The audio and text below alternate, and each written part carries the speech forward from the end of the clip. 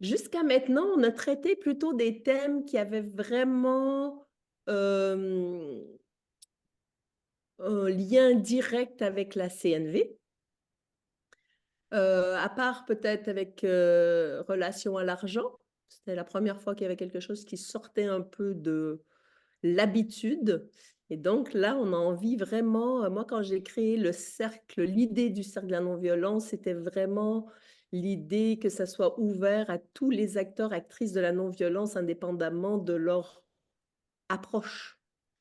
Parce que je suis pas tellement de la monoculture, j'aime bien la diversité et donc ça fait déjà, je sais pas combien de temps qu'on te connaît Vincent, en tout cas moi depuis 2016, Alex avant et puis on kiffe le jeu du phénix, qui est un jeu philosophique très intéressant et vraiment ça guide, Alex au quotidien, moi presque au quotidien et parfois dans les grandes décisions de notre vie, ça nous a bien accompagnés et on fait beaucoup de tirages à des gens et tout le monde pour le moment sont bluffés. C'est vraiment, je vais laisser Vincent et A en parler mieux que moi, mais en tout cas, ça me fait de la joie de les inviter, d'ouvrir le cercle à plein d'approches, ouverture à la philosophie aujourd'hui avec Vincent et A. Je vous laisse vous présenter. Alors, je me présente, merci, je suis ravi d'être là, ravi d'avoir autant de visages curieux et bienveillants, je le sens déjà. Oui, on s'est rencontrés avec Alexandre dans un cercle assez professionnel, mais d'inspiration, comment avoir un peu d'inspiration dans des pratiques professionnelles lorsqu'il était dirigeant. Et je parlais d'ambition et j'ai vraiment matché avec Alex très, très, très fortement. Et on s'est suivi et on a eu voilà, des grands moments et on en aura plein d'autres, dont un grand moment en novembre qui est prévu. Et puis je vois aussi dans l'assistance des visages de très haut niveau Phoenix. On a Xavier là, Xavier Ouvray, qui est expert au jeu du Phoenix aussi. Salut Xavier. Voilà, et avec A, alors, ma rencontre avec A, c'est en 2007. Je me promenais au Vietnam et son mari, comme il dirigeait le centre culturel français, bah, en tant qu'écrivain perdu à Hanoï, je me suis dirigé vers ce centre et ensuite on a, avec A, développé le jeu. C'est une amitié extrêmement voilà, connectée sur l'ambition et l'envie de changer le monde. Et je vais te laisser te présenter. Donc moi, si je me présente, donc je suis philosophe, écrivain. Je suis aussi compositeur. Je compose pour orchestre. J'ai une formation d'orchestre. Et c'est très important parce que le jeu du Phoenix vient autant de la philosophie que d'une volonté de comprendre les émotions humaines. Et pour moi, la musique, c'est le meilleur vecteur. J'ai une analyse philosophique de la musique et une analyse musicale de la philosophie. Et les deux disciplines essayent de comprendre l'émotion, en quoi l'émotion va notamment nous distinguer des intelligences artificielles. J'écris ça dans mon dernier livre où je montre que quand l'IA aura vraiment atteint des sommets, eh bien, elle pourra faire semblant d'être dans l'émotion, mais en tout cas, elle ne pourra pas l'être, et nous, nous le sommes. Et donc, comment valoriser ce mystère émotionnel que nous sommes et qui va résister à bien des algorithmes encore, j'espère. Et je te laisse te présenter. Bonjour, et je suis très ravie de vous voir ici. Je suis donc vietnamienne et maintenant française aussi. J'espère que je peux garder la nationalité française pendant longtemps. Et j'ai commencé à collaborer, à travailler avec Vincent par le jeu du Phénix. On a vraiment coopérer, coopérer, Coopérer. coopérer pour dans, dès que la première étape du jeu, ça veut dire qu'on a imprimé les premières images au Vietnam, on a discuté très étroitement pour les règles du jeu, etc. Et je suis vraiment heureuse de ça. Et après, je suis philosophe vietnamienne. J'ai travaillé dans le monde d'entreprise avec les entreprises françaises comme Christian Dior Vietnam, Hermès Vietnam, etc. Et là, maintenant, je consacre 100% de mon temps à, à philosophie, à conceptualiser euh, la rencontre entre la sagesse asiatique et la philosophie occidentale.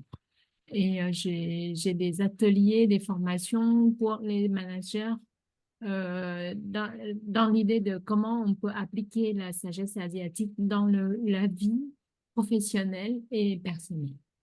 Super, ben merci beaucoup pour toutes ces présentations. Moi, je vais faire beaucoup plus court. Vincent a déjà expliqué que c'est suite à une rencontre dans le cadre professionnel, effectivement, que j'ai découvert le Phénix. Et pour la petite anecdote, en fait, on rentrait dans le même taxi, Vincent et moi. Et quand il m'a Ouais. parlé du Phénix, il y a un truc qui s'est passé chez moi. J'ai dit, mais ça a l'air super ton truc. Et là, qu'est-ce qu'il fait?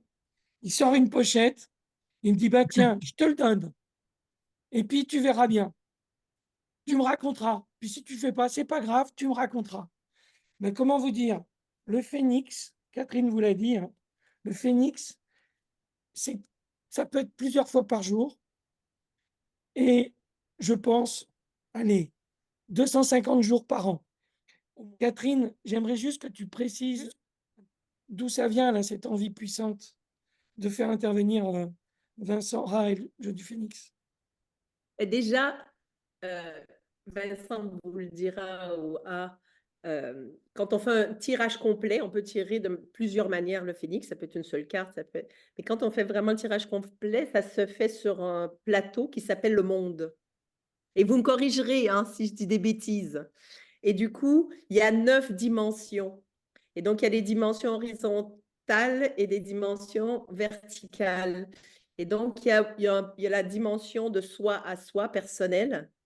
Il y a la dimension en relation et il y a la dimension, moi, avec le monde, l'univers le plus grand, le système. Et il y a mes habitudes, un peu, la ligne des habitudes, de notre conditionnement, de ce qu'on a l'habitude de faire. Et ce n'est pas le passé, c'est vraiment ici et maintenant, je suis constituée de ce que j'ai emmagasiné mes habitudes. Il y a la ligne du centre, c'est l'énergie du moment. Et l'autre ligne à droite, c'est qui est vers quoi s'attend ou des mises en garde ou voilà, les fruits récoltés. On va rentrer dans Ouais. le vif du sujet. Ça y est, Catherine a lancé le truc. Et je pense que du coup, la première question, c'est présentation du jeu du Phénix. D'où ça vient? Qu'est-ce que tu as envie de nous raconter là-dessus? Merci. Alors, je précise juste avant deux choses. Un podcast que nous avons, A et moi, qui est disponible sur toutes les plateformes, qui s'appelle La Voix subtile, où il est question du phénix, mais de façon un peu cryptée. On ne cite pas le jeu, mais en fait, ceux qui connaissent le jeu voient très bien qu'on parle de ça et de la connexion avec la non-violence. Voilà. Oui, voilà. La Voix subtile. Et puis l'autre, voilà, exactement, ça c'est le dernier épisode. Donc vous l'avez sur toutes les plateformes.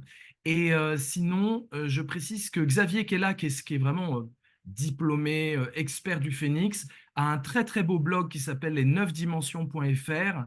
Et donc c'est vraiment le blog de référence. On lui délègue complètement parce qu'il fait un travail incroyable. Voilà, les 9 dimensions, exactement. C'est lui. Voilà. Et oui, c'est lui. Voilà. Xavier qui est avec nous et qui est vraiment, qui a ce blog par pure passion et qui expose et il poste régulièrement des choses liées au Phénix. Voilà. Alors, le jeu du Phénix, écoutez, que vous dire? Moi, j'ai grandi avec le tarot. Ma mère est une créature très intéressante. C'est une femme absolument survivante et qui, avec les blessures du passé, j'ai connu ma mère un peu renfermée un peu sur elle-même tout en étant extrêmement aimante, mais qui ne parle pas trop et qui était plutôt timide en société. Mais quand ma mère sortait le tarot de Marseille et qu'elle commençait à jouer avec ses amis, tout d'un coup, ma mère se transformait et devenait la princesse du verbe, incarnée, qui faisait du bien à tout le monde, qui faisait rire les gens, elle qui n'était pas non plus connue pour son humour débordant, à l'époque en tout cas. Et donc, ça m'a évidemment marqué. Je voyais ma mère se métamorphoser dès qu'elle saisissait son paquet de cartes. Alors, quand j'avais 16 ans, je me suis dit, moi qui étais un peu aussi réservé et un peu timide, enfant unique voilà, avec deux survivants, papa et maman, donc compliqué, eh bien, je me suis dit, bon, je vais utiliser le jeu, mais évidemment, comment l'utiliser à 16 ans? Bah, pour draguer, hein, tout simplement, hein, je vous le dis très simplement, pour épater les copains, pour épater les gens. Donc, j'avais un jeu de tarot de Marseille et je travaillais ma relation avec l'autre, moi qui étais un peu, on va pas dire autiste parce que c'est pas bien de dire ça, mais un peu renfermé sur moi, un peu geek avant l'heure, un profil assez, voilà, il fallait venir me chercher, on va dire, pas du tout à l'aise avec les gens. Et ben le jeu m'a servi à ça pour créer des liens sympathiques avec. Et puis après j'ai oublié ça. Après j'ai fait de la philo, de la musique.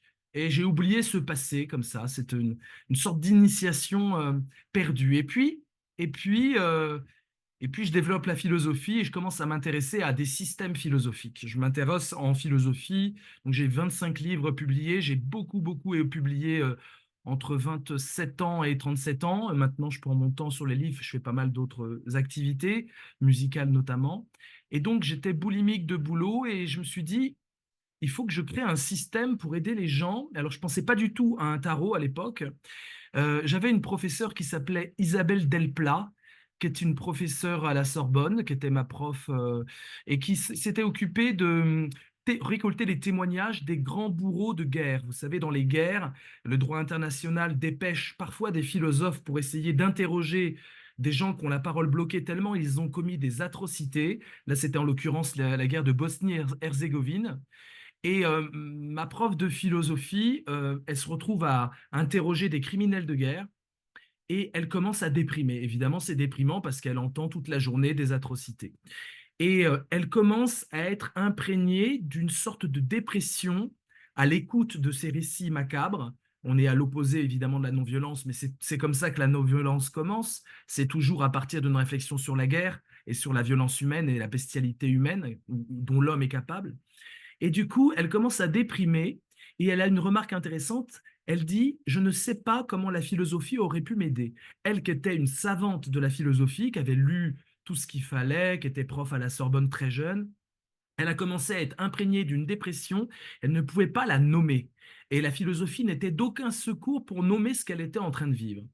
Et je me suis dit, ça serait intéressant, au lieu d'être emprisonné dans les mots, tu te sens déprimé, tu te sens triste, tu te sens mélancolique, ces mots qui veulent dire à peu près des choses différentes pour tout le monde, je me suis dit, ça serait intéressant d'avoir une sorte de code qui permettrait de nommer de façon absolument sans équivoque et sans, comment dire, a priori culturel, les choses. Et j'ai commencé à mettre en place une sorte de code comme ça qui permettait de dire bah, ma dépression, c'est du A8, F2 et H4. Je crois qu'il n'y en a pas beaucoup dans l'assistance qui peuvent coder ce que je viens de dire. Xavier est en train de rigoler évidemment puisqu'il parle ce langage. Et donc, évidemment, moi je dis H8 et F4, mais peut-être que vous, si vous parlez ce langage, vous allez me dire, Vincent, tu t'es trompé, c'est pas F4, c'est F6. Il y en aura peut-être un grand débat pour savoir si c'est F4 ou F6 dans ce code-là.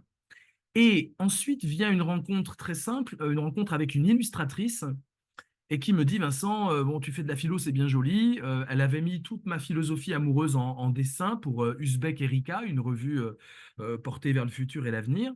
Et elle m'a dit, Vincent, écoute, moi, je rêve de faire un tarot. Et voilà, bah c'est tout simple, hein. L'être humain a des idées nouvelles quand deux séries causales indépendantes se rencontrent. C'est la définition du hasard par Cournot, un philosophe que j'apprécie beaucoup. Le hasard est la rencontre de deux séries causales indépendantes. Et là, tout d'un coup, ça fait bim. Les deux séries causales, le tarot que j'avais complètement oublié et le code que je mettais en place pour essayer de coder les émotions humaines comme un musicien écrit de la musique. Et si vous mettez un mi à la place d'un mi bémol, vous passez de la joie la plus solaire à la tristesse la plus écrasante, juste en changeant une note. Donc c'était ça mon code. Et tout d'un coup, je me dis, bah, je vais écrire un tarot. Je vais pas reprendre le tarot de Marseille, parce que le tarot de Marseille, c'est une tradition qui a évolué et qui s'est fait de façon a posteriori, par essai, par tentative. Mais moi, je suis fort d'un code là. Ça fait quand même des années que je suis dessus. Ça faisait 10 ans que j'étais déjà dessus. Je me suis dit, je vais faire mon système, je vais le mettre en carte. Et c'est comme ça que l'idée du jeu du Phénix est née. Elle est née d'un système qui est assez optimal, et qui est d'autant plus optimal qu'il est fondé sur une base mathématique, ce qui permet, bien sûr, d'avoir la satisfaction un peu d'avoir un système mathématique, c'est toujours plaisant, les choses sont bien ordonnées, et surtout, ça permet à d'autres de s'emparer de ce système et de découvrir des nouveautés à partir de ce système, comme on découvre des propriétés des chiffres alors que les chiffres sont à tout le monde. Donc le jeu du Phénix, c'est un système de codage des situations, des événements et des émotions humaines, un codage qui permet de comprendre ce qui se passe, qui permet des discussions sur ce qui se passe et qui permet des dérivations à partir du code. Alors, ça paraît vraiment, j'imagine, un peu étonnant. Vous vous attendiez à ce que je vous parle d'un tarot, etc., mystérieux, etc. Bien sûr qu'il y a ça.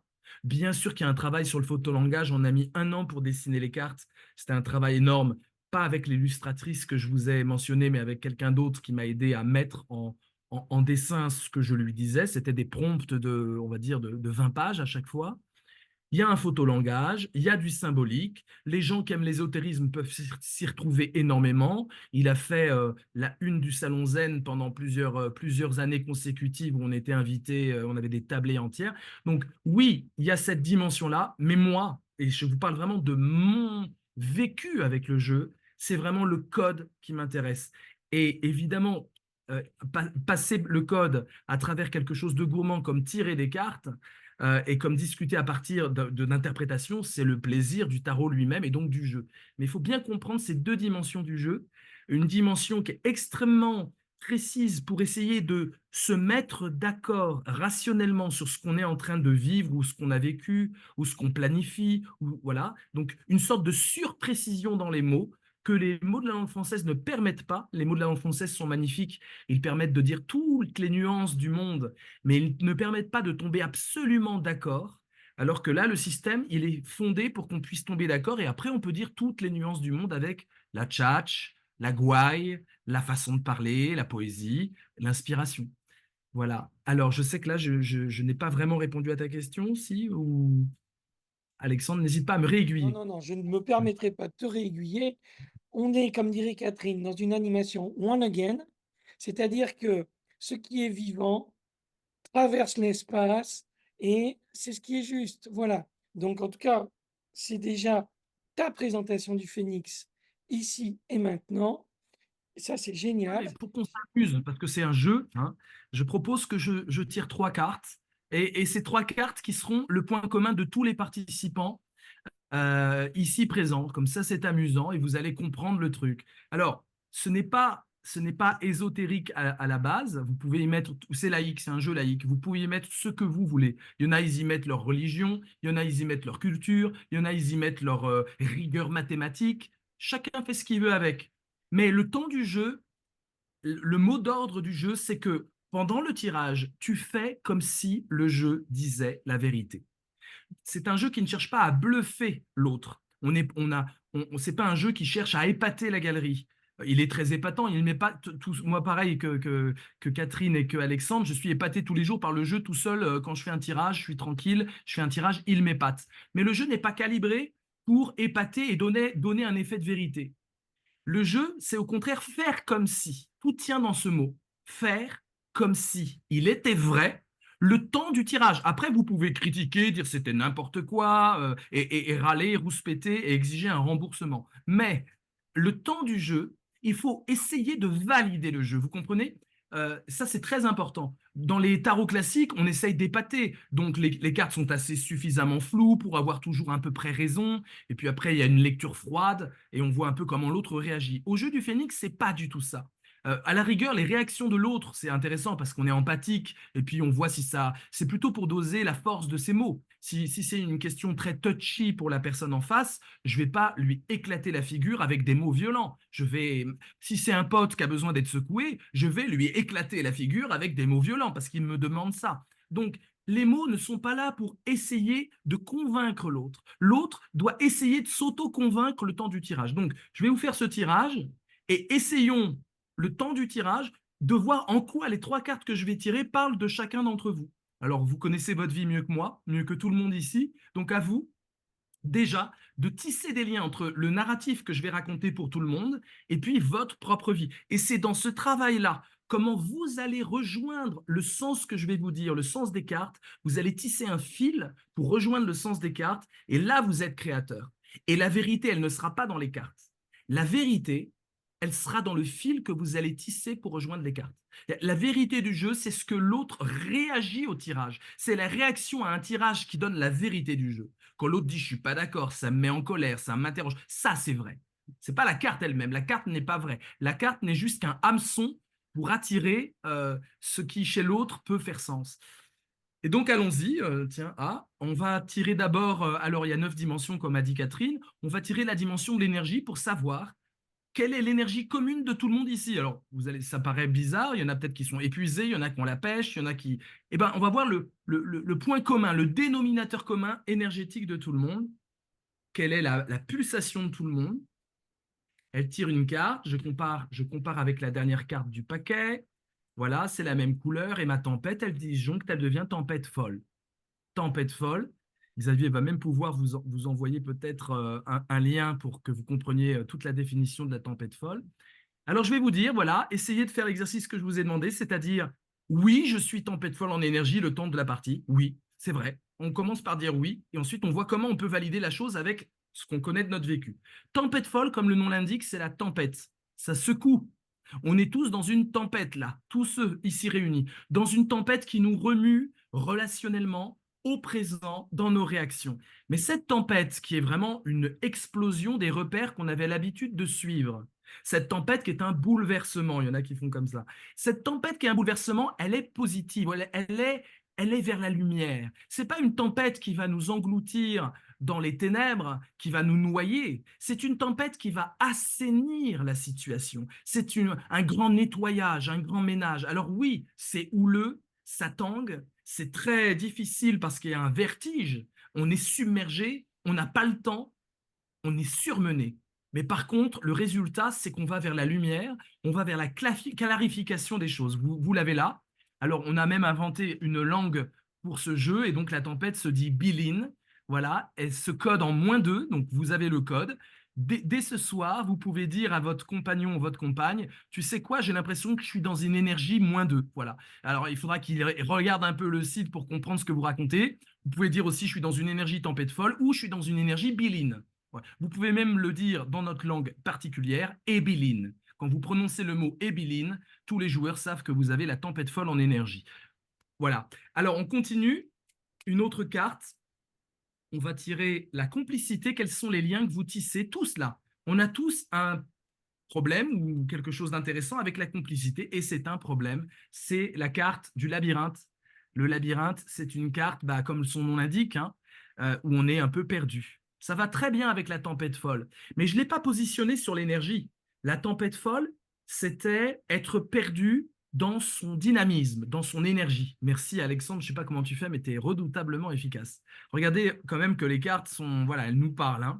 Vous voyez un personnage déchiré en 4 personnages, avec un trou de serrure à la place des nombrils, la lune qui ne peut pas nous guider, qui nous emmène dans toutes les directions et dans toutes les cultures, et puis les 3 dimensions du labyrinthe qui deviennent 2 dimensions, donc on n'arrive même plus à s'orienter dans l'espace, dans le temps, avec un petit minotaure dans le petit logo en haut, vous voyez quelque chose qui rappelle un peu le minotaure. Il y a sûrement un petit monstre qui se balade dans ce labyrinthe.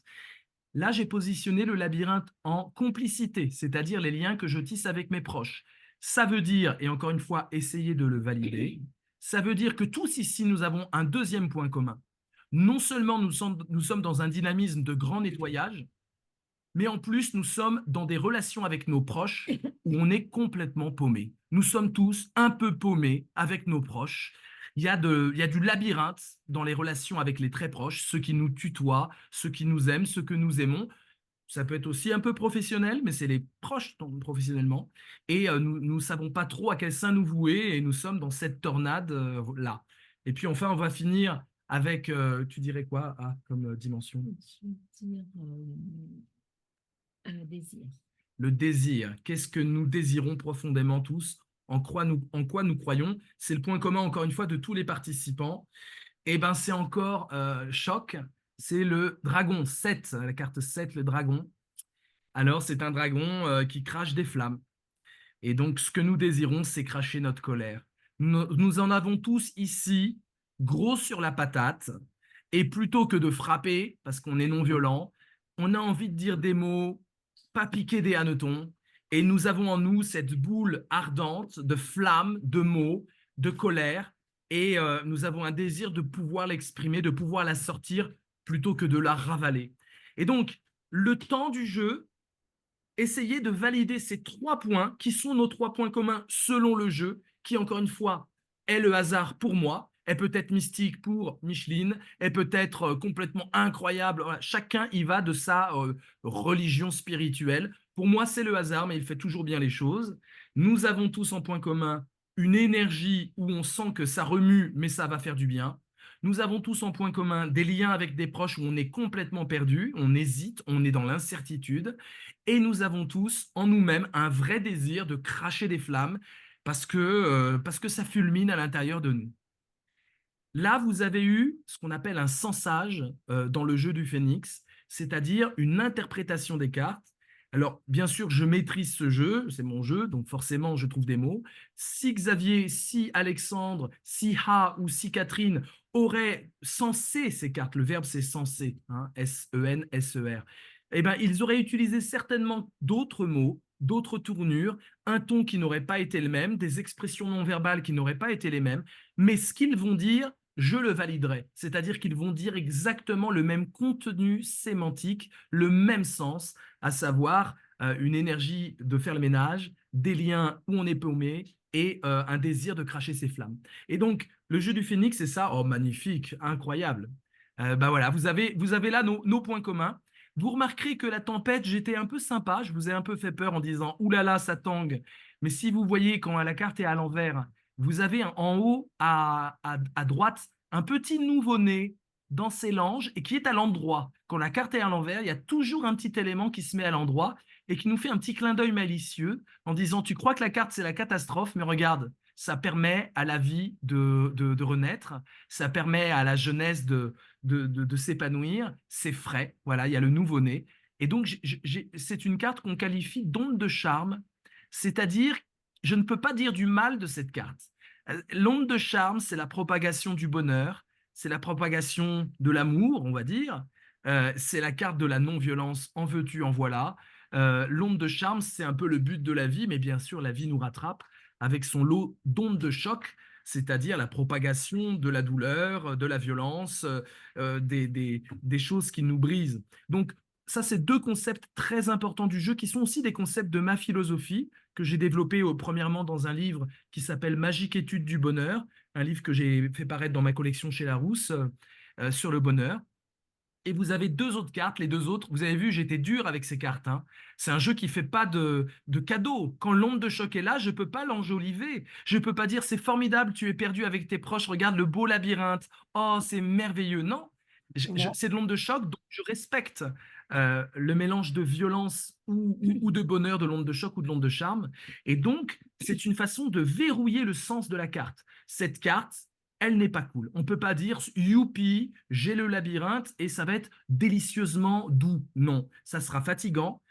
Parfois, c'est nécessaire. C'est pas une carte négative en soi, mais c'est une carte qui est d'onde de choc. Et pareil pour le dragon. J'aurais pu dire, oh, c'est formidable, tu vas pouvoir cracher tes flammes et sortir de toi tout le mal que tu as au fond de toi, c'est merveilleux. Non, c'est de l'onde de choc. En fait, c'est la propagation de la violence. Et donc, vous comprenez, j'arrête là, vous comprenez que le jeu est une boussole de non-violence. C'est-à-dire que les cartes d'onde de charme, ça montre la voie, et les cartes d'onde de choc montrent exactement où est la violence. Il y a 24 cartes 25 cartes d'onde de charme et 25 cartes d'onde de choc, puisqu'il y a une carte qui est à la fois choc et charme, c'est la carte du phénix. Et puis il y a une carte qui n'est ni choc et ni charme. Je sais que c'est très compliqué à comprendre. D'ailleurs, je ne l'ai toujours pas compris, cette carte. C'est le voyage, Matka. Et c'est une carte qui est au-delà du choc et du charme, un peu comme quand vous jouez au casino à la roulette, ça m'arrive très peu, vous n'avez pas que des rouges et des noirs, vous avez le fameux zéro qui fausse toutes les statistiques. Et ben Matka, c'est un peu le zéro qui fait qu'on ne peut pas être dans un système binaire parce qu'il y a cette carte qui n'est ni choc ni charme, donc il y a un ailleurs et il y a toujours un ailleurs du système. Le jeu du Phénix met en système les choses, mais c'est un système avec des milliards de combinaisons.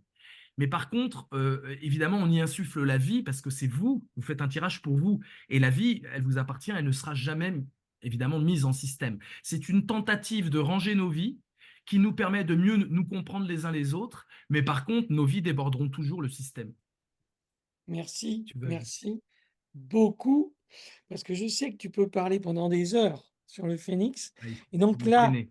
arriver à concentrer tout ça là, comme ça, c'est absolument génial. J'aimerais passer la parole à Catherine, parce que j'ai entendu des trucs, je pense, qui peuvent résonner, puis après on ira sur A, si tu es bien d'accord. A. Catherine, est-ce que tu Oui, voudrais bien sûr. rebondir sur ce que tu viens d'entendre? Oui, le phénix résonne beaucoup, beaucoup avec moi parce que c'est la non-violence que j'aime. C'est pas la non-violence au pays de Candy avec des nounours sur des arcs-en-ciel. C'est pas la non-violence où on cache la violence. C'est la conscience qu'il y a de la violence, hein. Marshall disait, je ne peux contacter la non-violence que lorsque j'accueille ma propre violence. Et donc, il y en a qui voient ça comme, ah, quand je l'accueille, elle va être transformée et je deviendrai non-violent. Non, c'est à chaque instant, elle est là, c'est possible. Et donc, j'aime beaucoup les termes de choc et charme. Charme, non-violence, choc, violence. Et c'est pas un ou l'autre, c'est les deux, ils vont ensemble, ils sont de pair. Et dans le jeu du phénix, que j'adore, vous avez vu, il a fait disjoncter, on ne va pas vous expliquer quel processus, mais comme il dit, la moitié est choc, la moitié est charme, et une carte qui est au-delà de ce système. Mais il y a le phénix, qui est à la fois choc et charme. Par contre, le phénix, quand il est en relation avec les autres, il rend toutes les cartes charme. Elle est là la clé de la non-violence. C'est-à-dire qu'on est, pour moi, on n'est pas l'humain né avec ces deux, on va dire, le monde, le vivant est à la fois choc et charme, violent, non violent, mais la non-violence se trouve dans cette petite différence, dans ce petit truc où, grâce à une énergie qui est plus forte que nous, ce cycle de la vie qui est en permanence en mouvement et qui est en survie, qui veut vivre l'amour, cette flamme qui est en nous, qui nous permet d'aller dans la non-violence. On n'est pas obligé d'être 100% 24 heures sur 24 dans la non-violence pour être honnête, pour se juger être, en tout cas être sur la voie de la non-violence. Et voilà, et c'est pour ça que j'aime ça, parce que c'est pas du bisounours, c'est on accueille les émotions, on accueille l'intensité, on accueille tout ce qui est. Parce que la nature, la vie, elle est choc et charme à chaque instant. C'est un leurre de croire que ça peut être toujours merveilleux. Voilà, pour moi, c'est une violence de croire ça. Et je vais rebondir aussi sur ouais, sur l'intention de créer un système de codage de situations humaines. Et en fait, et ça rejoint, moi, mon dada de la non-violence systémique, c'est qu'on peut vraiment être dans cette posture de ce que j'appelle cet humain humble et puissant. Euh, c'est quand on est capable d'être dans la conscience qu'on est tous interconnectés, mais de manière singulière. Et Vincent l'a dit, on va tirer une même carte. C'est des cartes universelles, mais chacun se l'approprie, chacun la vit, tisse le fil. Et c'est le fil qui est intéressant. C'est de la manière dont je le vis, la manière dont je vis mon besoin, de la manière dont je vis mon émotion, de la manière dont je vis la situation. Et ça, c'est unique. Et le phénix, de par toutes ces possibilités, c'est cosmique, quoi. Et donc, ça peut vraiment rejoindre chaque être humain est vraiment universel. On a voyagé avec en Inde, au Vietnam, au Cambodge, un peu partout dans le monde. On tire n'importe quelle culture, ça résonne. Et en ça, pour moi, c'est de la non-violence systémique, là, si on va sociétalement, parce qu'elle n'est pas occidentaux-centrée. Elle n'est pas de la culture, de la monoculture. Ça me plaît aussi. Voilà, je vais arrêter là. Merci beaucoup, parce que tu viens de faire un petit pont en Oui. direction de Ha, à qui j'aimerais demander, cher philosophe asiatique, ce que toi tu penses de ce que viennent de dire notre ami Vincent et notre chère Catherine. En fait, euh, dans ma culture, euh, la notion de la philosophie, elle n'est pas dans la science, elle n'est pas dans le codage, elle est, elle est dans la notion de temps. Il y a beaucoup de notions de temps dans la sagesse asiatique. C'est vraiment le cycle de temps de la nature et le temps d'attente. Par exemple, il y a un proverbe, quand on dit des choses, ben, on tourne la langue 3, 4 fois avant de prononcer un mot. On l'a en français aussi. Ah ouais? Ouais, tourne ta langue 7 fois dans ta bouche. Du Exact. coup, le jeu du phénix, c'est le temps d'attente. C'est le temps, on prend le recul avec la réalité pour, pour senser, pour tisser le lien avec la carte ou pour réfléchir, mais qu'est-ce qu'on est en train de faire? Quelle carte on est en train de vivre? Et ça donne un temps de réflexion intéressant qui peut, sur ce temps-là, créer quelque chose de très important de notre thème, c'est la non-violence. Tu vois, on a, comme on joue du jeu depuis longtemps, du coup, il y a une culture de tirage, la carte du jour. Ça veut dire que chaque jour, on tire une carte et on médite cette carte-là toute la journée. Et j'ai beaucoup de jeunes Vietnamiens qui jouent au jeu. C'est vraiment nouveau, une culture très, très nouvelle pour eux. Et ben les garçons, 20 ans, 25 ans, 18 ans, très,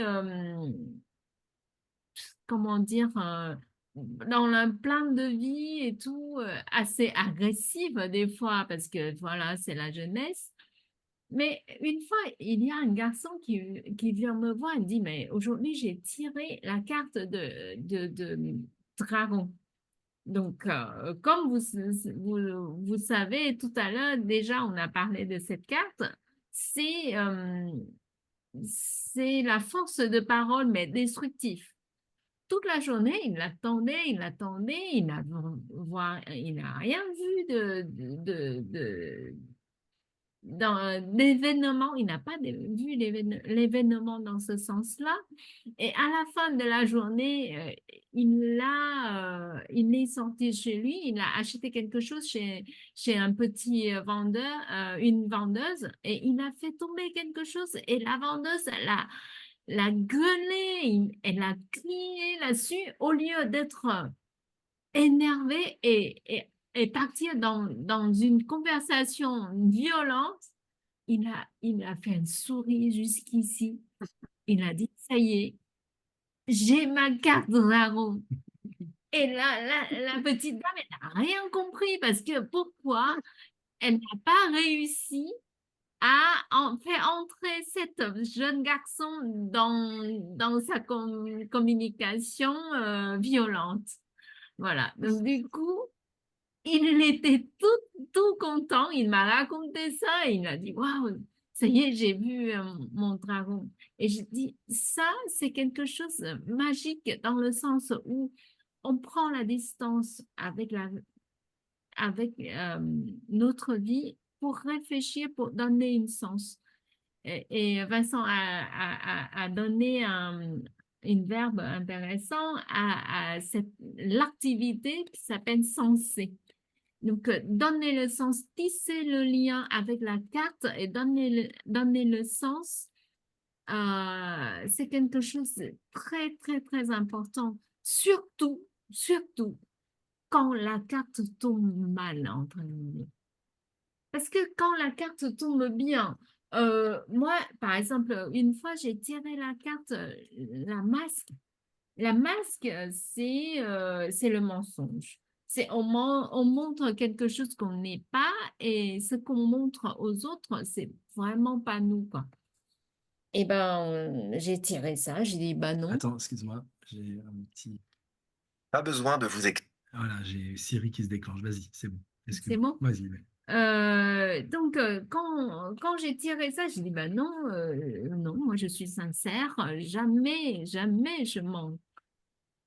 Eh ben non, c'est pas le règle du jeu du phénix. Bon, donc, pendant le temps de faire cette tirage, je dois mobiliser toutes mes réflexions pour valider cette carte. Et du coup, je dois senser et je donne le sens à cette carte et j'ai découvert moi-même quels sont les moments où je mens. Quels sont les moments où je ne vis pas sincèrement comme je suis. C'est ça qui est intéressant. Et c'est ça qui construit notre voie vers la non-violence. Voilà. Bah, écoute, merci beaucoup. J'ai envie de rebondir. Moi, des fois, je me tire un phénix ou Alex me tire un phénix et des fois, je vois une carte. Je suis pas contente d'avoir la carte. Ça m'énerve. Eh ben, ça veut dire que c'est vraiment la bonne carte. Vraiment. Et effectivement, quand on juste avant de commencer, j'étais dans une drôle d'énergie, j'ai tiré 2 cartes. Et là, bah oui, je reconnais l'énergie dans laquelle je suis. C'est ni bien ni mal. Il n'y a pas de cause à effet. Je suis dans cette énergie. OK, juste le fait de le voir, c'est comme ceux qui font de la CNV, juste le fait de toucher un besoin, il y a quelque chose qui, je reconnais qu'est-ce que je suis en train de vivre. Et tout de suite, il y a quelque chose qui veut ni arrêter et ni y croire dans le sens, ouais, c'est comme ça et je suis comme ça aujourd'hui. C'est comme quelque chose qui me permet juste de revenir centré. Ah, je reconnais ce que je suis en train de vivre. J'ai une question de Tariq qui demandait pourquoi le nom, le jeu du phénix. Vincent. Ah bah oui, c'est une bonne question parce qu'en fait, effectivement, le phénix est une des cartes. Et le phénix, c'est une carte centrale. Le jeu, si vous voulez, il y a 12 cartes qui sont d'onde de choc, numérotées de 1 à 12. Donc ça, c'est première carte, numérotée de 1 à 12. C'est le choc évident. Quand, par exemple, vous êtes dans la colère absolue, on peut dire que c'est choc, on ne va pas dire que ce n'est pas choc. Quand vous êtes dans la manipulation de l'autre et que vous voulez l'amener en le manipulant, c'est du choc aussi. Donc ces 12 cartes sont d'onde de choc de 1 à 12. Le phénix est une carte qui est centrale, du chiffre 13. Et ensuite, il y a encore 12 cartes, mais cette fois-ci, c'est 12 cartes de 14 à 25 qui sont d'onde de charme. Ça, c'est la base première du phénix. Donc, on voit que le phénix est une position absolument centrale, qui est à la fois choc et charme, puisque dans le phénix, on doit d'abord mourir pour après renaître. Alors, j'aimerais faire avec vous une petite méditation. Je vais vous demander de fermer les yeux tous et on va essayer de voir tous ensemble. Regardez la carte du phénix. Vous pouvez d'ailleurs rester fixé sur le phénix si vous ne voulez pas fermer les yeux. On va essayer tous de réfléchir sur cette carte, sur ce que ça signifie. Pas simplement la symbolique, on voit un phénix qui vole avec un soleil resplendissant derrière, mais quand vous regardez la planète Terre, on voit le globe et puis on voit des flammes, quoi. On voit des châteaux en flammes. Le monde brûle, il s'envole dans le soleil et donc il y a une mort dans le phénix. Le phénix, c'est cet animal fabuleux qui, quand il sent sa mort venir, va décider de s'immoler, de s'auto-immoler.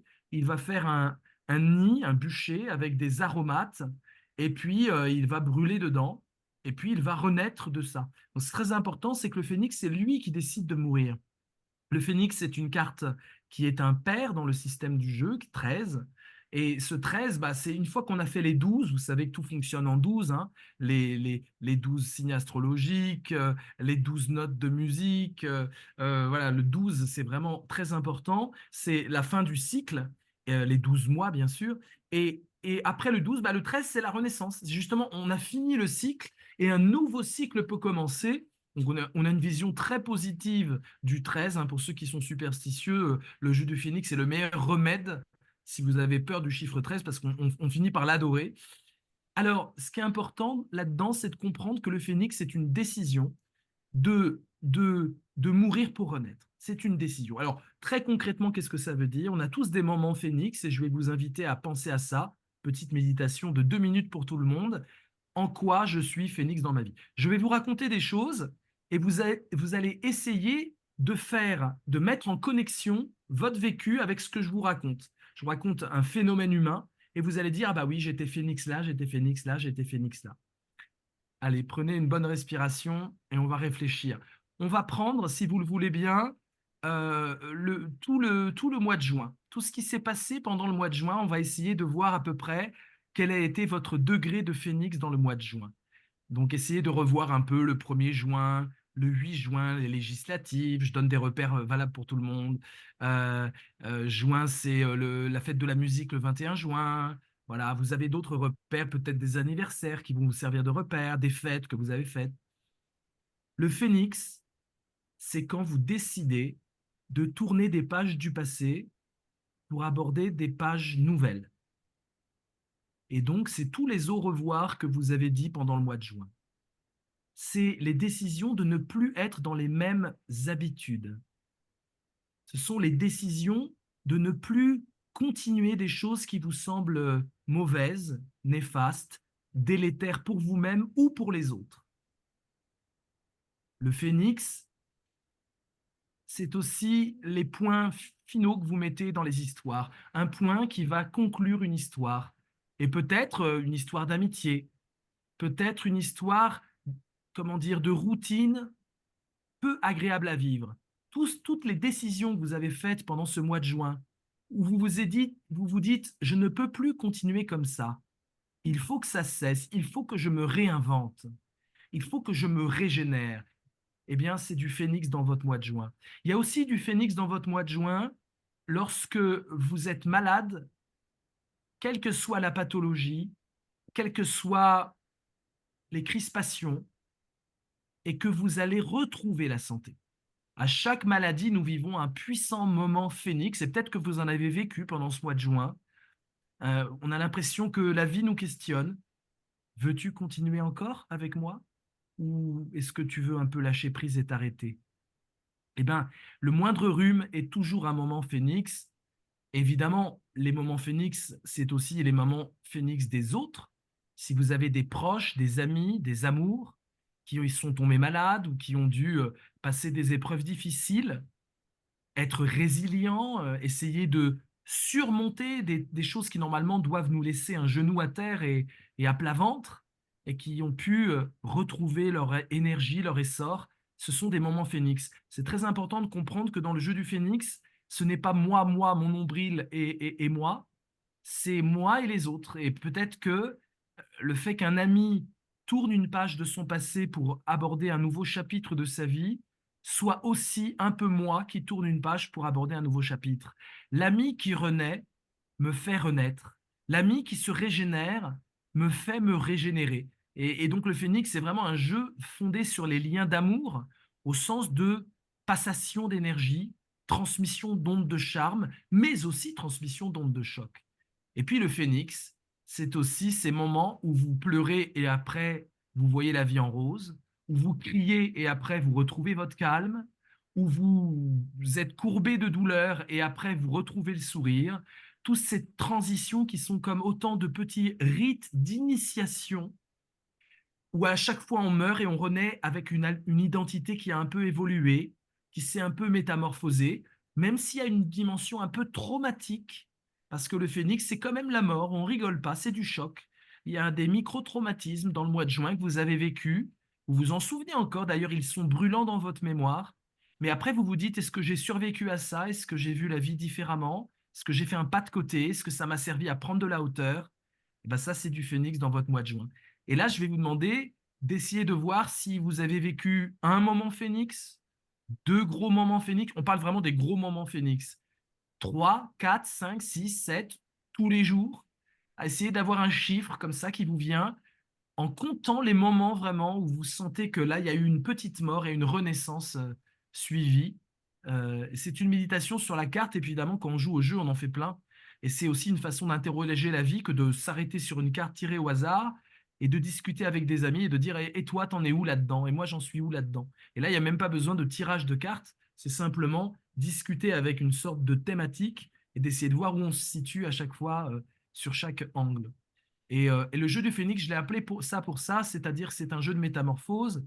Je me suis inspiré de beaucoup de monde, hein. J'ai grandi un peu dans tout ça. Je me suis inspiré évidemment du I Ching, le jeu des métamorphoses, des mutations, un grand jeu chinois, vous connaissez forcément, les hexagrammes. Et donc, ça, c'était une grande source d'inspiration. Mais je me suis aussi inspiré de longues discussions que j'avais avec un ami qui a vu, voilà, qui m'a accompagné aussi un peu là-dedans. C'est Michel Lobreau.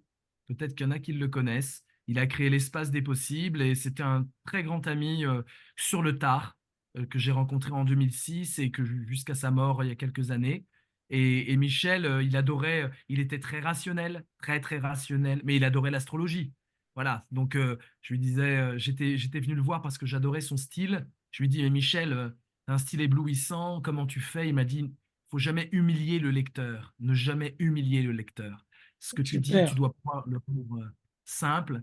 Et Oh, Michel m'a beaucoup accompagné là-dedans. Dans l'idée de non-violence aussi, Michel Lobreau a beaucoup de choses à dire et c'était quelqu'un d'extraordinaire qui adorait le jeu. On faisait des tirages chez lui, c'était magique.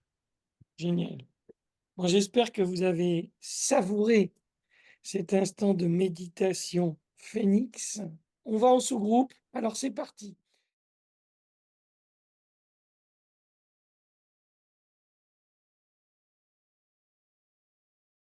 Bienvenue de retour sur ce webinaire. J'espère que le temps de partage en sous-groupe aura permis de vous poser, de respirer et d'aller toucher des choses précieuses. Du coup, Catherine, comment tu voudrais que ça se passe, cette fin de webinaire? Je sais pas, peut-être faire 2, 3 personnes qui ont envie de faire des retours, de poser des questions, voilà, de s'exprimer. Cette partie-là, elle est dans l'interaction pour celles et ceux qui ont envie de s'exprimer, de poser des questions, de faire des retours. Allez. Allez, Céline. À la question donc, quel lien entre la philosophie Phénix et la non-violence systémique? On s'est un petit peu, penché avec, les filles de mon groupe, sur, les objectifs de la CNV, qui sont, pour, enfin, un grand résumé, transformer sa posture, donc être acteur et comprendre les mécanismes visibles et invisibles, donc, on a fait le lien avec le phénix qui, pour moi est, l'objectif du phénix est de véhiculer l'onde de charme. Donc en fait, on a vu le lien comment dire? Dans une volonté, d'aller vers l'autre déjà, le bien-être, la bienveillance, l'humanité. On est beaucoup sur le ressenti et sur le côté, magique des cartes, des tirages. Voilà, bon, j'ai un peu tout balancé en vrac, mais bon, voilà ce qu'on a un petit peu, décortiqué de notre côté. Super, génial, merci. Ah, vas-y, vas-y, vas-y, Richard. Ouais. Moi, je vois pas trop je vais être très honnête, je vois pas trop de lien. Je suis un peu frustré, enfin, je sais pas si frustré, mais alors déjà, je célèbre la découverte parce que je me dis Alexandre et Catherine sont vraiment pleins de surprises parce que je m'attendais vraiment pas à, même si je m'étais un peu documenté avant ce soir, quand j'ai vu le thème, j'ai dit mais c'est quoi ça? La CNV, non-violence systémique, et là, c'est un jeu divinatoire ou un oracle. Je dis mais alors là, pour me surprendre, ils sont forts. Et quand je vois l'enthousiasme et l'énergie que tous les quatre vous mettez à nous le présenter, à nous le communiquer, et j'arrive pas à me relier à cette énergie, à tout ça. Et du coup, je me dis, mais je passe à côté de quelque chose. C'est pas possible autrement. Ils sont quatre quand même. Et puis quatre, on a fait bon, 2, 3 formations. Je me dis, il y a quand même un truc à aller. Je me dis, il y a quelque chose qu'il faut que j'aille toucher, qu'il faut que j'aille rencontrer. Et je vois que malgré les questions, ça m'a pas tellement rapproché de vous là-dessus. Et donc, du coup, voilà, je voulais vous faire part. Et j'ai même voulu voir où on pouvait acheter ce jeu. Bah, j'ai pas trop trouvé d'endroit, ou alors c'est d'occasion. Donc, en fait, je suis un petit peu perdu par rapport à tout ça. Voilà ce que je voulais dire. Merci de m'avoir écouté. Ni un Ouais. oracle et ni un jeu de divination. C'est vraiment un outil pour philosopher. J'ai Ouais. envie de poser. Merci. Voilà. Et pour les questions, justement, on en parlait. Là, il y a de la réimpression du jeu. Et malheureusement, les jeux abordables vont sortir qu'au printemps 2025. C'est ça, Vincent? En fait, le jeu est sorti en coffret chez Flammarion en 2011 et ça a été épuisé. Il y a eu 20 000 coffrets et on a plusieurs exemplaires. Donc, en passant par moi, je pense, je peux envoyer des jeux ou par vous, on peut se débrouiller. Il y a des jeux collector en fait de 2011. Voilà, c'est les coffrets initiaux et il est réédité pour printemps 2025. Voilà. Donc, c'est faisable d'avoir le jeu. Enfin, d'une façon ou d'une autre, c'est faisable.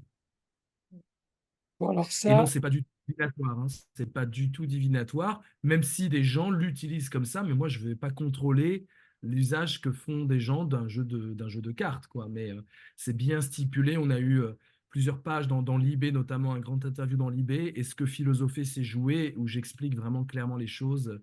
Philosopher est-il jouer? Où j'explique qu'on n'a pas besoin, en fait, de l'hypothèse divinatoire. Le hasard suffit puisque les cartes nous interrogent et nous oblige à nous positionner et à philosopher sur notre vie, en fait. Et pour faire pour moi le pont, comme l'a bien dit Céline, c'est la CNV où le Phénix nous permet de prendre de la hauteur sur ce qu'on est en train de vivre dans une situation humaine. Voilà. alors moi, j'ai tiré une carte sur la question de Richard. Qu'est-ce que tu penses de cette carte? Si tu veux bien mettre ton micro. Oui, bonsoir à tout le monde. Donc là, on est sur la flamme 14, donc c'est la flamme de l'étreinte. Et l'étreinte, euh, c'est un peu la carte de la foi, c'est de prendre confiance en fait. C'est justement de lâcher ses certitudes et de savoir se faire confiance ou faire confiance à l'autre et d'embrasser ce qui arrive en fait. Ça, c'est la carte de l'étreinte, la flamme de l'étreinte, pardon. Et je pense que justement, Richard se pose plein de questions et justement, il doit prendre confiance, il doit embrasser le phénix et prendre le jeu et s'embrasser avec lui et jouer, quoi. Et il verra que les réponses arriveront. Il faut pas avoir toutes les réponses avant de se lancer, quoi. Pour avancer, faut commencer à avancer et les réponses viendront avec le jeu, quoi. Donc, j'invite Richard à apprendre à étreindre, pardon, le jeu le tarot du phénix. Comment tu te sens, Richard, quand tu entends Xavier. ça? Oui, non, mais ça me parle, oui, parce que là, c'est le mental, enfin, mon cher mental que je chouchoute tellement. Mais là, pour le coup, il essaye de comprendre et par rapport à ce que je connais un peu de vous en venant tous les mois et de me dire déjà digérer la surprise de ça et tout ça. Et donc, c'est avec la tête que j'essaye un petit peu de tout rassembler. Et merci, Kat, d'avoir fait le parallèle entre le Félix qui prend de la hauteur et de ce que je peux mettre moi en conscience avec la non-violence systémique ou la CNV. Ouais, merci d'avoir prononcé cette phrase. Du coup, ça me relie plus à vous et à toi, Kat, ouais, de ce que je connais un peu déjà de vous. Merci. Merci. Il y a d'autres personnes qui ont envie de rebondir, de poser des Ouais, questions. moi, je veux bien dire un petit mot pour dire que Richard, je ne sais pas si vous m'entendez, juste que Richard n'est pas tout seul, parce que nous, dans notre petit groupe, on a partagé la même chose. On s'est dit, mais c'est quoi ça? Ces cartes qui sont des dessins un peu chargés, un peu... Enfin voilà, on a... Enfin, en tout cas, l'image, on va pas forcément adhérer au dessin qui est assez violent, etc. Mais on a cheminé quand même, hein. On s'est dit que ce qui nous a parlé, c'était juste le mot et l'interprétation derrière.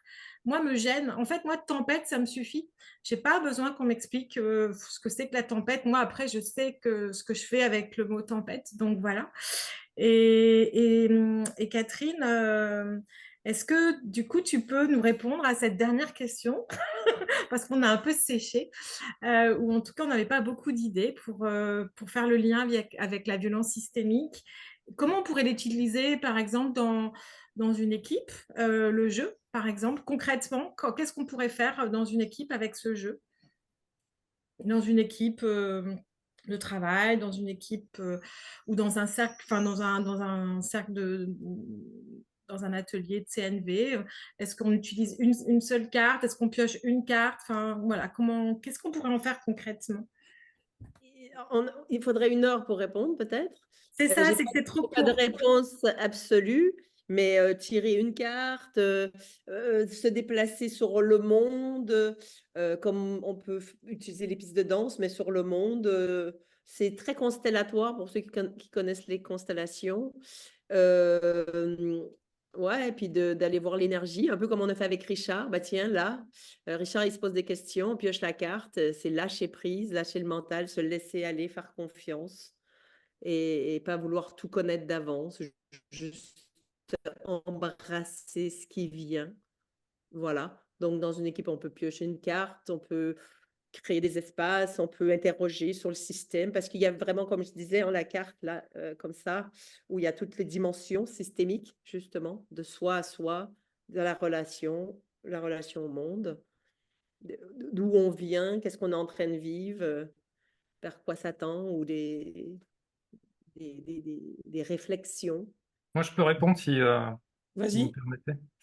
Ce que vous pouvez faire pour faire de la communication non violente, c'est justement que chacun tire une carte. La personne qui connaît le jeu explique la carte, la flamme, dans les deux sens, hein. Sur la carte, il y a deux flammes en fait, hein. Vous pouvez la retourner. Et c'est que la personne s'approprie cette flamme et explique pourquoi cette flamme peut lui parler.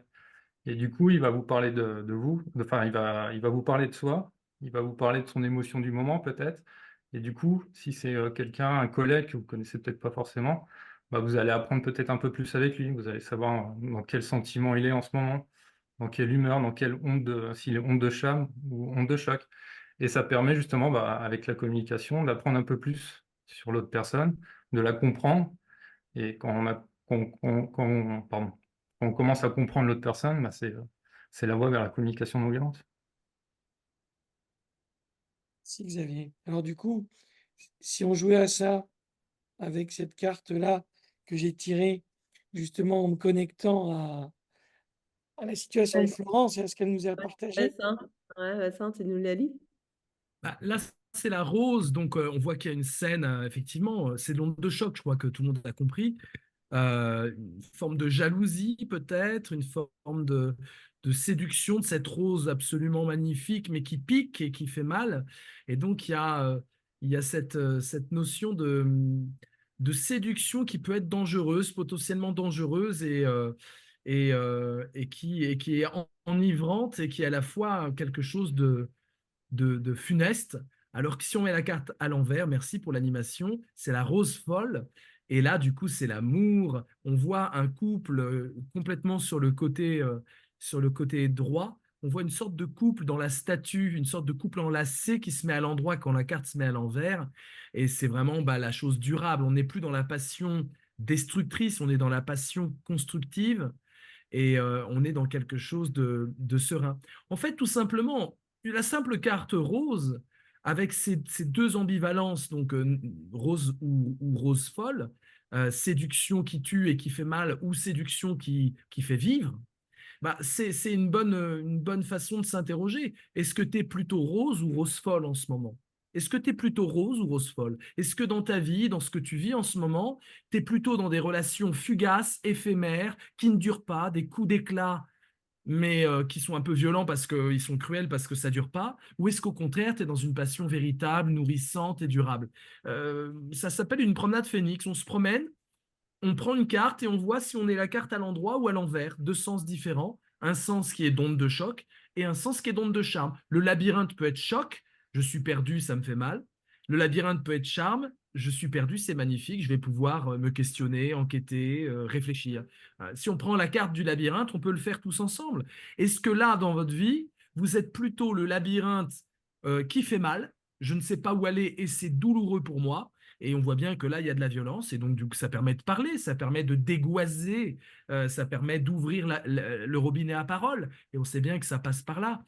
Ou est-ce que vous êtes le labyrinthe je suis perdu et c'est magnifique parce que je vais philosopher, réfléchir, remettre en question, me questionner, m'interroger. Et tout simplement, si on devait se positionner, alors bien sûr, tout le monde pourrait dire, bah, j'ai les deux, oui, bien sûr, mais votre vie penche d'un côté ou de l'autre. Le jeu du phénix est une sorte de balance qui permet de peser où on en est. Si on prend les 26 cartes, sachant que 24 cartes se mettent à l'envers, on prend 24 cartes qui peuvent se mettre à l'endroit ou à l'envers. Si chacun dit sa combinaison, moi je dis que c'est 1, et toi tu dis que c'est -1, moi je dis c'est 2, -2, quand c'est moins c'est que c'est à l'envers. Mais en fait, ça fait des combinaisons extrêmement variées. Extrêmement variées. Et puis après, on peut dire qui est la team labyrinthe fou. Labyrinthe, ça me fait du bien d'être labyrinthe. Levez la main. Qui est la team labyrinthe, ça me fait pas du bien. Levez la main. Parlez ensemble, discutez. Hey, labyrinthe fou, venez nous dire comment ça se fait que vous êtes dans un labyrinthe et vous kiffez ça. Expliquez-nous vos trucs parce que nous, on est dans un labyrinthe et ça nous fait souffrir et on peut échanger. C'est un jeu. Il faut garder la dimension de l'enfant. Émerveillé, le côté ludique, le côté magique d'une carte qui se tire. Euh, si vous êtes vous-même dans la manipulation, le jeu vous fera peur parce que c'est un jeu qui dévoile les masques, il fait tomber les masques. À chaque fois, j'ai toutes les expériences du jeu. J'ai tiré ce jeu avec des étudiants à Berkeley, à 320 étudiants dans un seul amphithéâtre. J'ai fait j'ai tout fait. J'ai fait du CJD avec le jeu, le centre des jeunes dirigeants, voilà. Et donc j'ai l'expérience du jeu. Maintenant, j'ai quand même 13 ans de recul. Et ce jeu se joue à Bamako intensément, au Vietnam intensément, en Californie intensément. Donc j'ai l'expérience que ceux qui ont un petit, voilà, se disent mais qu'est-ce que c'est ce truc? C'est aussi parce que on peut avoir des petits masques et qu'on n'a pas envie de les voir tomber, de les voir être remis en question par le hasard. Le hasard est toujours très culotté parce que le hasard va toujours vous montrer un endroit que vous n'avez pas soupçonné et vous dire, hey, t'as vu, t'es comme ça. Non, c'est pas moi, je suis pas comme ça. Si, t'es comme ça. Le jeu, les 26 cartes, on les a toutes en nous-mêmes. Si on commence à vouloir faire un choix en disant cette carte je ne l'aurai jamais, eh ben, on fausse la nature humaine.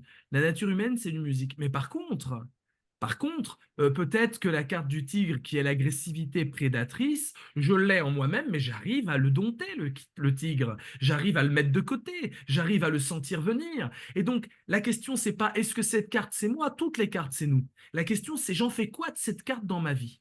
Et c'est à cette question-là que chaque carte nous interpelle.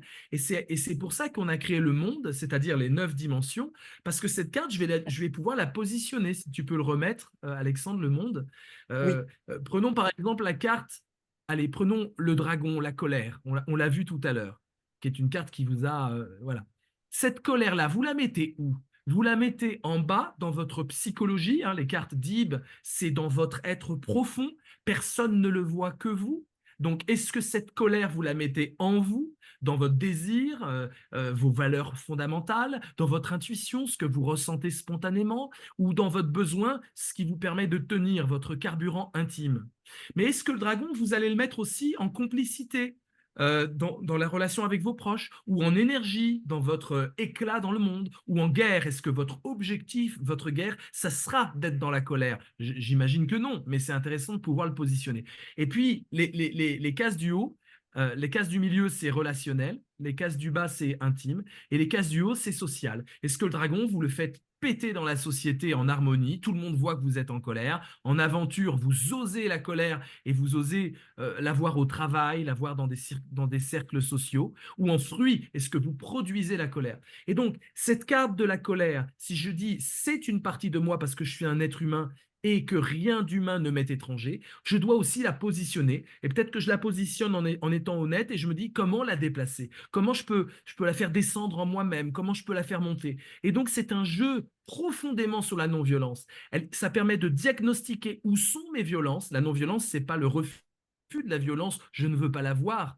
La non-violence, c'est une méditation constante sur la violence qu'on a en soi, et je parle sous le contrôle de Catherine, et comment on peut faire quelque chose avec. Lanza Del Vasto, qui était un inspirateur du jeu, Lanza Del Vasto, non-violent, qui a travaillé avec Gandhi, disait très bien, la non-violence, ce n'est pas la non-violence du mouton, parce qu'il n'y a aucun intérêt. Et la non-violence, c'est la non-violence du tigre. Il est violent, et il décide d'être non violent. Et c'est tout un travail et tout un rapport au monde qui change. Et donc ce jeu, grâce à l'onde de choc et l'onde de charme, permet de diagnostiquer des situations ou des relations humaines, de pouvoir dire à un adolescent, montre-moi ce qui ne va pas, il va prendre son doigt, il va mettre ça sur une carte. Ça, c'est magique avec un adolescent. Les mots, c'est bien joli, je suis d'accord, la tempête suffit, on est bien d'accord, on n'a pas besoin de blabla. Mais l'adolescent, il aura un tirage, vous lui expliquez sommairement le tirage, il va prendre son doigt, il va dire, mon problème avec papa, c'est ça. Mon problème avec l'école, c'est ça. Et du coup, on parle à partir d'un jeu, c'est ludique. On peut aussi, et je finirai là, on peut aussi critiquer une idée sans critiquer une personne. Si c'est pas non violent, qu'est-ce que c'est, mes amis? On peut critiquer une idée, mais c'est des cartes qu'on critique. Je ne vais pas critiquer l'idée d'Arthur, l'idée de Benjamin ou l'idée de Lucie. Je critique cette carte-là qui me pose problème. Et du coup, ça permet d'avoir une sorte d'exutoire de sens, une combinatoire, et après tous les jeux. Je dirais, il y a autant de jeux qu'il y a de personnes qui jouent à ce jeu. Je veux dire, Alexandre en invente des parties toujours. Moi, j'ai des amis plutôt urbains de banlieue qui écoutent du rap et qui inventent une partie tous les jours. Ah tiens, j'ai inventé une nouvelle partie. Donc, c'est un couteau suisse pour moi, un couteau suisse de la non-violence qui permet de diagnostiquer et de voir comment on peut après travailler les choses qu'on a décidées. Donc, ce n'est pas divinatoire. On valide l'idée que c'est 7 cartes sur 7 dimensions et ensuite on travaille. Et après, à nous d'inventer aussi les façons de travailler. Et je vais juste dire, si on veut faire une analogie avec la CNV pour ceux qui sont là, c'est quand j'ai un besoin en plainte et que j'ai l'impression j'ai besoin d'amour et c'est parce que l'autre il m'aime pas assez ou l'autre machin. Ça c'est quand on est en choc. Et quand on est en plein, c'est qu'on reconnaît le besoin, on sait qu'il est vivant en nous, on n'a pas besoin d'aller chercher ailleurs. Et donc, on agit à partir de cette énergie, mais là, on a transformé en onde de charme. C'est exactement la même chose. J'accueille l'énergie choc, je la reconnais, je vois, je la positionne, où est-ce que ça joue dans ma vie, et paf, ça se transforme. J'ai envie de conclure, moi, déjà remercier Vincent pour ton travail, d'être venu parmi nous. Et j'ai envie de dire, au-delà du jeu en soi du Phénix, j'aime beaucoup la manière de transmettre et de vivre son métier. J'aime beaucoup la manière dont Vincent se vit. Pour moi, il est dans la non-violence systémique. C'est quelqu'un qui est vachement généreux, qui fait des soirées avec des gens de 17 à 77 ans, qui ouvre ses portes, qui a créé ce jeu, mais qui ne met pas de règles, qui ne veut pas enfermer les gens dans un dogme. Enfermer les gens dans une vérité, dans une technique. Faites ce que vous en voulez. Et moi, ça, c'est très cher à mon cœur. Ceux qui me connaissent savent que j'aime pas trop les tampons, les machins, les trucs, les règles. Pour moi, ça, c'est de la non-violence. Dès qu'il y a du contrôle, c'est qu'il y a de la peur, ça crée la souffrance entraîne la violence. Je termine comme ça. Merci Vincent. Tu nous dis 3 mots avant de partir? 3 mots vraiment très simples. D'abord, j'ai un cycle de petits dialogues interactifs sur TikTok. Alors, je sais que TikTok est décrié. Moi, je veux me connecter aussi aux jeunes. Alors, je me suis connecté pour les aider à passer le bac. Mais maintenant, on philosophe tous les soirs. Donc, vous êtes les bienvenus. C'est à 22 h tous les soirs sur TikTok. Voilà, il faut juste être sur mon compte et vous pouvez interagir c'est de la philosophie sur l'amour. Le philosophe, ça s'appelle. Et moi, j'ai eu un plaisir infini. Ça me rafraîchit de vous avoir en face parce que c'est un public avec une vraie quête spirituelle. Je le sens très fortement, même dans les réactions en disant mais qu'est-ce que c'est que ce truc? J'ai l'habitude de ce genre de réaction avec ce jeu. J'en ai vu des vertes et des pas mûres. Et là, vraiment, c'était évident qu'il y ait ça. C'est super sain. Mais je crois que tu as dit le mot d'ordre, Catherine. C'est un jeu qui est là pour les gens, pour qu'ils jouent avec. C'est pour ça d'ailleurs que Xavier s'en est emparé, il fait autre chose avec. Chacun fait ce qu'il veut avec.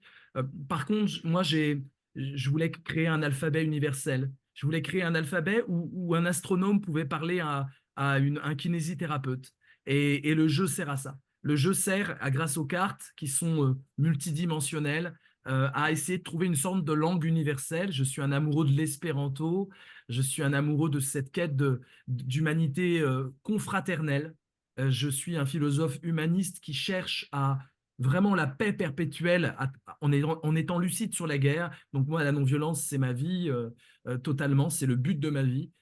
Et le jeu, pour moi, c'était une façon non violente d'amener la non-violence en faisant un outil ludique où des petits-enfants de 6 ans peuvent très bien rebondir sur les cartes avec des papis de 99 ans et ça crée des liens, ça crée des mots, ça crée de l'amour. C'est un jeu qui m'a apporté beaucoup et je suis ravi qu'on puisse le partager et je vous remercie infiniment. Merci Merci, beaucoup. merci à vous d'être fidèles et de venir et de partir et de ne pas venir. C'est ça aussi la non-violence. Merci beaucoup. Ciao.